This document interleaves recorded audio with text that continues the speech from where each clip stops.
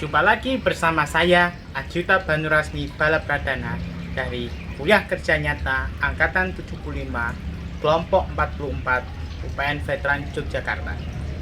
Dalam kesempatan ini, saya akan memaparkan materi terkait Jogotongo. Selamat menikmati. Bila bukan tetangga yang menjaga, lalu siapa lagi yang menjaga?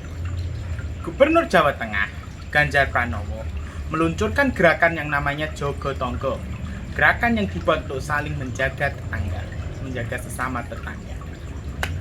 Program Jogotongo mengacu pada instruksi Gubernur nomor 1 tahun 2020 yang diterbitkan pada tanggal 1 April 2020. Dalam rangka penanganan COVID-19, program Jogotongo dirasa mampu dalam menggerakkan daya masyarakat seperti mengerahkan kembali kelompok Karang Taruna dan mengaktifkan kembali Siskamling atau Ronda.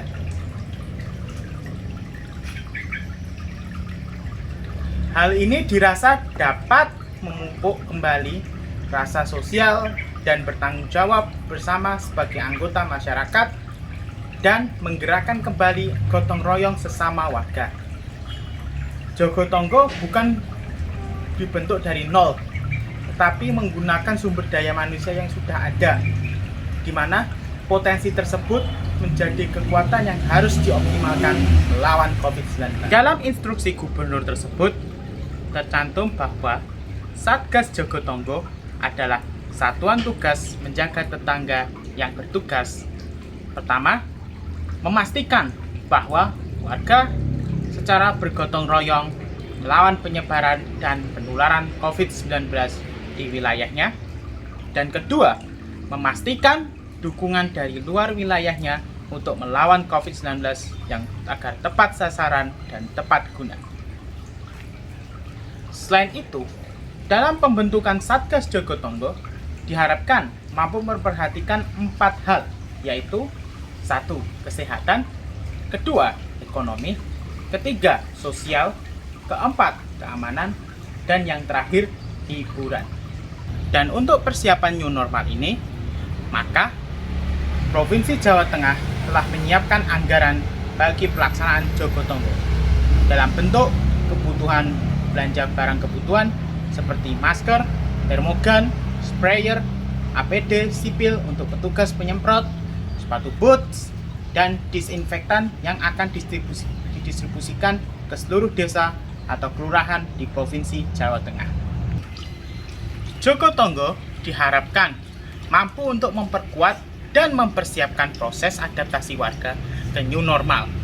Sebagai contoh, dengan memberlakukan kebijakan pemakaian masker bagi warga di lingkungan RT atau RW masing-masing, atau melakukan screening awal cek suhu tubuh, menyediakan sarana prasarana cuci tangan dengan sabun di titik tertentu, di mana semua bersumber daya masyarakat, kemudian juga melaksanakan hal-hal lainnya secara sukarela, seperti pertama, pencatatan warga yang terdampak COVID-19, dan yang kedua, warga yang sedang menjalani perawatan dan yang sudah sembuh, dan yang ketiga, serta memastikan ketersediaan bahan pangan.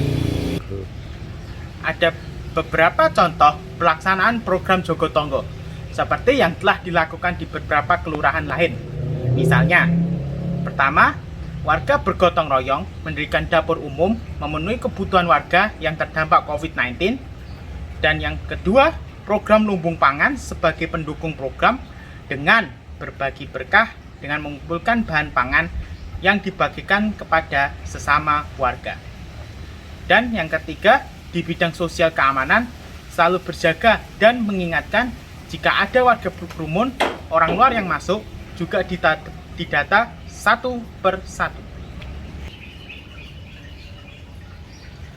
Jogotongo tidak hanya dilaksanakan ketika pandemi COVID-19 yang sedang berlangsung saat ini, tapi juga dapat diimplementasikan setelah pandemi COVID-19 selesai, atau tetap dilaksanakan secara terus-menerus sehingga tercapai suatu bentuk pola new normal yang menjadi kebiasaan warga untuk lebih menjaga dan peduli terhadap lingkungan sekitar. Selain itu, Jogo Tonggo ini juga menjadi bentuk pelaksanaan dalam mencegah terjadinya gelombang pandemi berikutnya karena tetap dilaksanakan sesuai protokol kesehatan yang ada. Mari semangat Jogo Tonggo, jangan lupa 3M.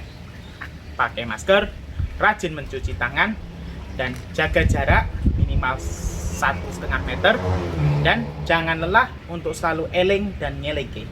Sekian dan terima kasih.